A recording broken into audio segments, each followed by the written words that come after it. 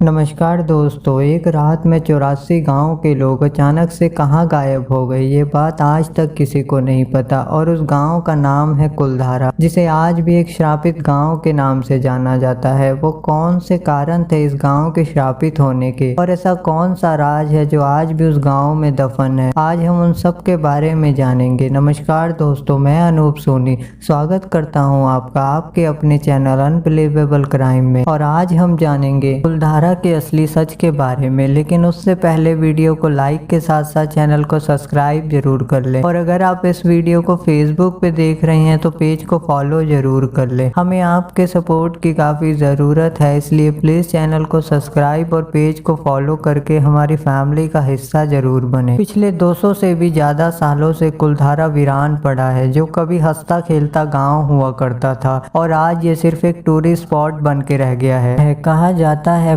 भारत में सबसे ज्यादा डरावनी जगहों में से कुलधारा दूसरे नंबर पर है। वहाँ के आसपास के लोगों का कहना है कि रात में यहाँ पे लोगों के हंसने, तो कभी औरतों की पायल की आवाज, तो कभी छोटे बच्चों के रोने की आवाज आती है। वहाँ पे घूमने गए कुछ टूरिस्ट का तो यहाँ तक कहना है कि वहाँ पे घूमने के दौरान जब वो लोग वहाँ पे बने घरों के अंदर जाते हैं तो उन्हें वहाँ पे किसी के होने का एहसास होता है और अचानक से कमरे में ठंडी हवा के झोंके का एहसास होता है। वहीं अब राजस्थान सरकार ने उस गांव के चारों तरफ 2 किलोमीटर के एरिया में एक बाउंड्री बनवा दी है और एक काफी बड़ा गेट भी बनवा दिया है। अब कोई भी टूरिस्ट वहां पे दिन में तो घूमने जा सकता है, लेकिन शाम होने के बाद वहां पे किसी को भी रुकने की परमिशन नहीं है, इवन सिक्योरिटी गार्ड को भी नहीं। राजस्थान के जैसलमेर से 18 किलोमीटर दूर ये कुलधारा गाँव बसा हुआ है, जिसे की गोल्डन सिटी के नाम से भी जाना जाता है, क्योंकि वहाँ पे हर चीज आपको गोल्डन कलर में ही मिलेगी। जैसलमेर से कुलधारा का रास्ता आपको काफी ज्यादा सुनसान और वीरान मिलेगा। यहाँ आपको बड़ी ही मुश्किल से 1 से 2 किलोमीटर के बाद आपकी गाड़ी के अलावा कोई दूसरी गाड़ी दिखेगी। जब आप वहाँ पे पहुँचेंगे तो आपको ऐसा महसूस होगा जैसे कि आप किसी दूसरी दुनिया में आ गए हो, और टेम्परेचर अचानक से गिरने लगेगा। दिन में इतनी गर्मी होने के बावजूद भी कुलधारा में एंटर करते ही आपको ठंडी हवा का एहसास होने लगेगा। वहाँ पे गए कई लोग बताते हैं कि जब वो वहाँ पे घूम रहे होते हैं तो उन्हें वहाँ पे किसी के कंधे पे हाथ रखने का एहसास होता है, लेकिन जब वो लोग पीछे मुड़ के देखते हैं तो वहाँ पे कोई नहीं होता।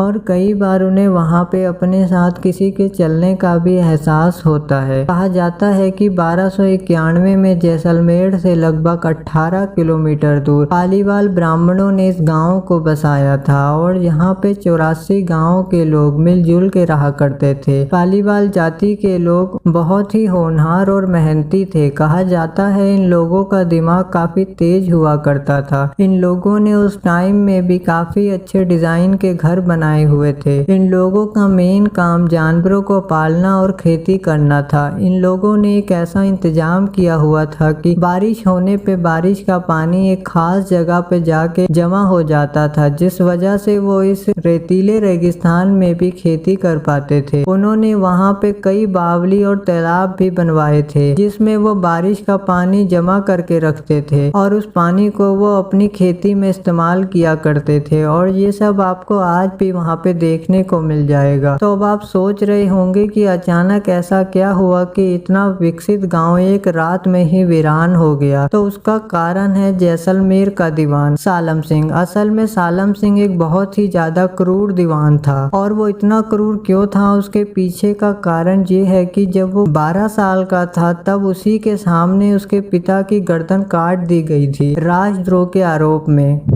उसके पिता जैसलमेर के सोनार किले में दीवान थे और इसी घटना ने सालम सिंह को इतना क्रूर और निर्दयी बना दिया था, और तब से ही वो सोनार किले को अब कब्जाना चाहता था। उसने सोनार किले के कुछ ही दूरी पे अपना महल भी बनवाया और उसने अपने महल की ऊंचाई सोनार किले से भी ऊंची करवा दी। मगर राजा को ये बात पसंद नहीं आई कि उसका दीवान का घर उसके राजमहल से ज्यादा ऊपर हो, जिस वजह से राजा ने उसके महल की 2 मंजिलों को तुड़वा दिया। कहते हैं सालम सिंह की कदकाठी किसी राक्षस से कम नहीं थी और उसके कपड़े आज भी उस जगह पे मौजूद हैं। एक बार अमिताभ बच्चन उस जगह पे घूमने गए थे और उन्होंने उसके कपड़ों के सामने अपनी एक फोटो खिंचवाई, मगर वो भी उसके कपड़ों के सामने काफी छोटे लग रहे थे। एक बार सालम सिंह कुलधारा गांव से होकर निकल रहा था और उसकी नजर वहां की पुजारी की लड़की पे पड़ी, जो कि काफी होनहार और खूबसूरत थी, और उसे देखने के बाद सालम सिंह की नीयत खराब हो गई। उसके बाद सालम सिंह ने काफी कोशिश की उस लड़की को पाने की, मगर वो कामयाब नहीं हो पाया, और जब उसकी लाख कोशिशों के बाद भी उसे कोई कामयाबी नहीं मिली तो उसने उस गांव में एक संदेश भिजवाया कि अगले पूर्णमासी की रात तक उस लड़की को सालम सिंह की हवेली पर पहुंचा दो, वरना अगले दिन वो अपने सैनिकों के साथ उस गांव पे हमला कर देगा। और ये सुनने के बाद गांव के लोग काफी परेशान हो गए। उन्हें अब समझ में नहीं आ रहा था कि क्या करें, क्योंकि पूर्णमासी की रात ज्यादा दूर नहीं थी। जिसके बाद सारे 84 गाँव के लोग एक जगह पे इकट्ठे हुए और सबसे राय मांगी गई, जिसके बाद सबने अपनी अपनी राय देना शुरू किया, मगर इन सब में से कोई भी सालम सिंह के आगे झुकने को तैयार नहीं था। जिसके बाद सबने एक सुर में फैसला किया कि सब लोग एक साथ चुपचाप बिना सालम सिंह को पता लगे इस गांव को छोड़ के चले जाएंगे, क्योंकि अगर वो लोग ऐसा नहीं करते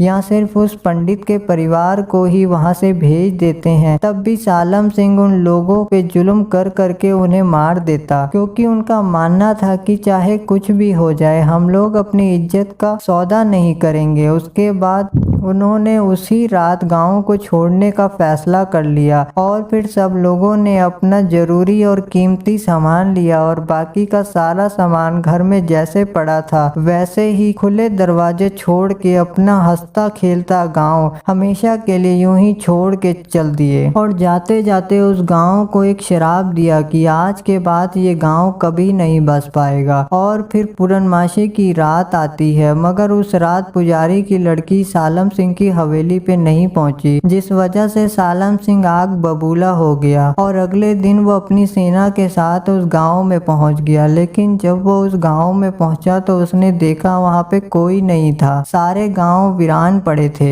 जिसके बाद वो पूरे 84 गाँव को छान मारता है, मगर उसे कोई नहीं मिलता। उस रात को गांव खाली करने के बाद वो लोग कहाँ चले गए इस बात का पता आज तक किसी को नहीं चला, मगर कहा यह जाता है कि वो लोग अपने गांव से निकलने के बाद भारत में अलग अलग जगहों पे जाके बस गए और तभी से ही ये गांव एक श्रापित और भूतिया गांव के रूप में बदल गया। कहते हैं अगर कोई एक रात भी उस गांव में रुक जाता है तो वो कभी जिंदा नहीं लौट पाता। कहा जाता है कि बहुत से लोग उस गांव में बसने के लिए भी गए मगर कभी जिंदा नहीं लौट पाए। 2015 में पैरानॉर्मल एक्सपर्ट की एक टीम भी उस जगह पे गई थी भूत प्रेत इन सब चीजों का पता लगाने के लिए, और उन्होंने भी यह एहसास किया कि उनके साथ उस जगह पे कोई है। जिसके बाद उन्होंने भी इस चीज को माना था कि वहाँ पे ऐसा कुछ तो है। अगर आप कभी जैसलमेर जाएं तो कुलधारा जरूर जाएं, आप वहाँ पे खुद इन सब चीजों को फील करेंगे। दोस्तों अगर आपको ये वीडियो जरा सी भी पसंद आई हो तो चैनल को सब्सक्राइब और पेज को फॉलो जरूर कर लें। हमें आपके सपोर्ट की काफी जरूरत है, इसलिए प्लीज हमारी फैमिली का हिस्सा बनके हमें सपोर्ट जरूर करें। और वीडियो में अंत तक बने रहने के लिए आपका तहे दिल से धन्यवाद।